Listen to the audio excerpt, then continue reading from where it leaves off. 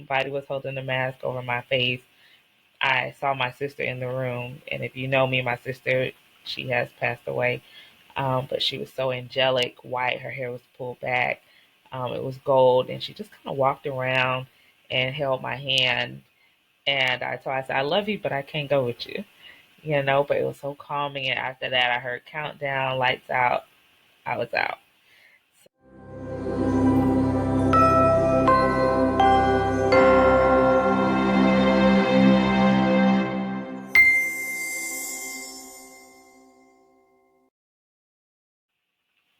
Hey y'all, hey, I am back.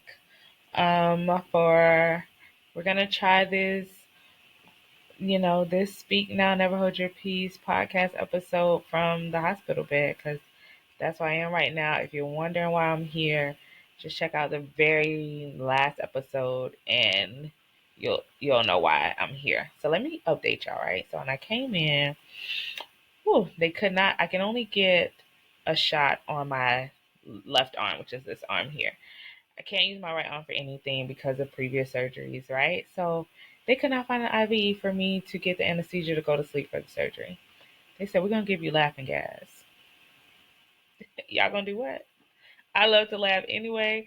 I can't laugh too much because my stomach is hurting right now, guys. But they gave me laughing gas to get the anesthesia so I can go to sleep, right? Get back there. They put the laughing gas on me. I don't laugh my butt off. The idea was for my veins to expand, right? I'm laughing. I'm taking the mask off. As soon as you take the mask off, the laughing gas doesn't work. So I'm telling them it doesn't work. They just had a time. Okay. And I was telling them, like, just do it. I'm okay. Your girl was not okay. Okay. So finally, the man's like hitting my foot. I'm like, why are you hitting my foot? The man's hitting my foot. And he's like, I'm trying to get a vein. I was like, in my foot? Like, they will get a vein from anywhere if they have to. But luckily, they found one in my arm. They were like, put the mask back on her because I was trying to get up. I was telling the man, don't hit me on my foot. Like, we are not putting no IV in my foot. So I had the most calming experience after that happened, right? So after they did like basically tie me down to the bed, somebody was holding the mask over my face. I saw my sister in the room, and if you know me, my sister, she has passed away. But she was so angelic, white. Her hair was pulled back. It was gold, and she just kind of walked around and held my hand. And I told her, I said, I love you, but I can't go with you. But it was so calming. And after that, I heard countdown, lights out. I was out. So then I wake up in recovery. They say everything went well. So now I'm still here. It's day 3. I'm in the hospital, and I am waiting to pass gas and poop, and then I can go home. The medicine that they have been giving me through the IV. So this one they don't use, but I have one up here on my neck. So I don't want to move it too much because the mic is there, but I have a IV there. And so they've been giving me my medicine through my neck, getting my blood work and everything. Not my neck, my chest area. Because my left arm is not giving them what they need as far as veins are concerned. So yeah, that's what's going on with me right now. So once I, go home, once I pass gas and make a bowel movement, I'll be able to go home. I'll be on a strict GI soft diet, and we'll get into that later on another episode. So right now I'm actually doing that diet while I'm here in the hospital, and it's not too bad. I mean, it's not my preference, but hey, I gotta do what I gotta do to stay alive and to spread more awareness, right? And to let people know that it's gonna be okay and you too can survive this. This is surgery number 20 for me. 20. Okay? If I can have 20 surgeries and survive and be happy and smiling, whatever it is you're going through, you can be happy and smiling and educate somebody and help somebody along the way, because that's what it's all about, right? We have to do those things for each other, for ourselves. And hey, so what I want to get into next is hospital room. Yeah. This is like a mini hotel in here, and I'll put a video. I'll have to figure it out. I'm not too tech savvy, but I'll figure it out. Put the video This hospital room is like a hotel room. It's big. I'm in a newer hospital, so the hospital room is bigger. The the bathroom is big. Everything is just bigger and nicer. I'm able to stream right to the TV so I can watch all the shows that I want to watch and do all those things. So I just love it. I've had my mom come to visit me. My friends have come to visit me with their children. Of course, my significant other, aka, if you read the book, Miles, is here in the building. So we've been having fun. He left actually not too long ago, and he's gonna come back. He's been trying to lift my spirits. We're gonna play cards or do something of that nature later today. I cannot laugh for too long because it hurts. My stomach was cut literally down the middle. So I can't laugh for too long. I can't do any of those things for too long because it's just gonna hurt. So as much as I love to laugh, as much as I love to smile, I can't do any of those things too long because it's just gonna cause me more pain, and that's not what I want to do. Right? That's not what I want to do. I want to heal. I want to get back to what it is that I started on this journey. Right? So yeah, that's where I'm at right now. It's not too much going on besides me just waiting to, poop and updating you guys. And I have seen all the messages. I didn't know I was so loved. Let me tell y'all have showed out on Instagram and Facebook and TikTok with the messages. I read every single one of them.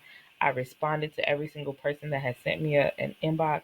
And I just could not believe how much I'm actually loved and cared about and thought about. That means the world to me. You guys have no idea when you're sitting up in the hospital room by yourself or even with your family, just knowing that so many other people care about you and love you. It's it's very, very heartwarming to me, and I appreciate you guys. I love you right back. That's why I talk to you guys and I take time and message every single person that has sent me a message because I just said no. I had no idea. I really did. And then I'm glad that I'm taking you all on this journey with me because, like I said, I've never done this before. I'm always like telling people after it's over. And when I say after it's over, I mean like months, maybe years.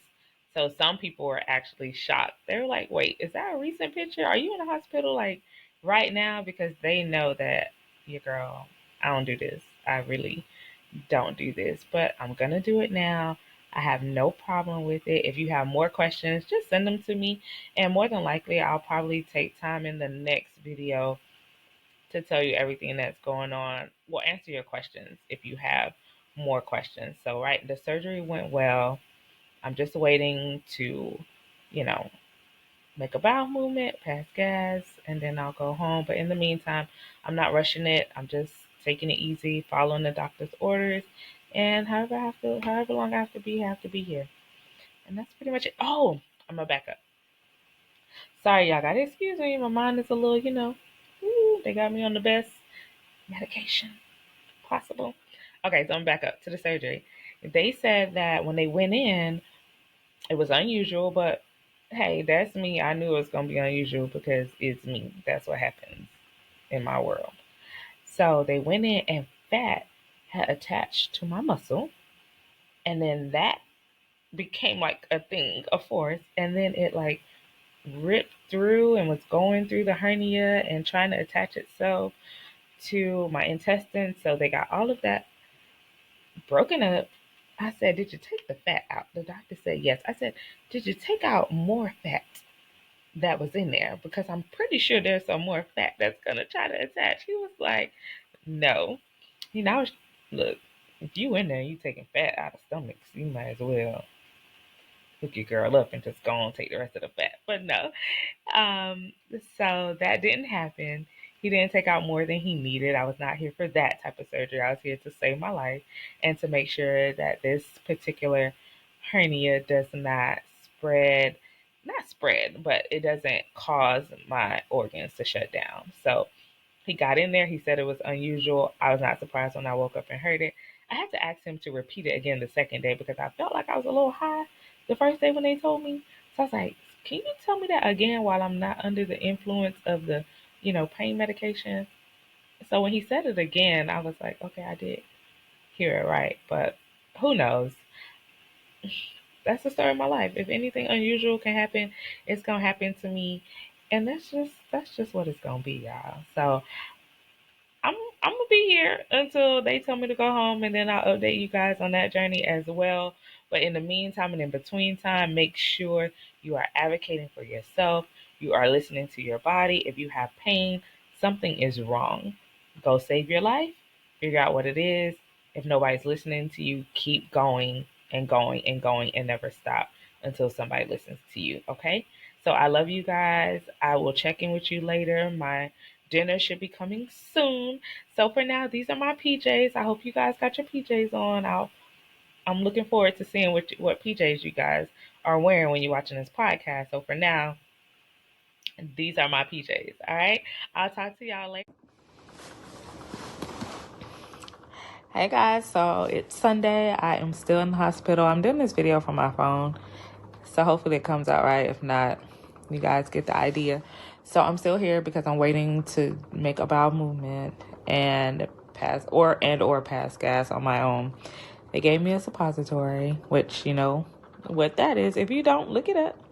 But it helped like within 15-20 minutes. But after that, I'm still not going on my own. So we're still waiting to see what that looks like. So today I had good breakfast, lunch. They bought the playing cards and I whooped some butt in Tunk from the bed. I beat them. I won the tournament. I don't know what I won. I ain't get no prize, but I won something. So that's what I did. So it's Sunday. Everybody's kind of going back home. Got to get ready for the day. My son, he has to get ready for school. So he's home with my mom and his sister and his cousin are at the house, you know, preparing for the next day because, you know, I don't think I'll be there tomorrow. So looks like I'm going to be staying another night here. And that's okay. Because I'd rather spend another night and then when I go home, I'm ready versus going home too early and then coming back. So today is day 4. I am here. I am trying to poop my way on up out of here. And then I will see y'all again soon. Bye. So it is day 5 of me being in the hospital and I am getting ready to go home.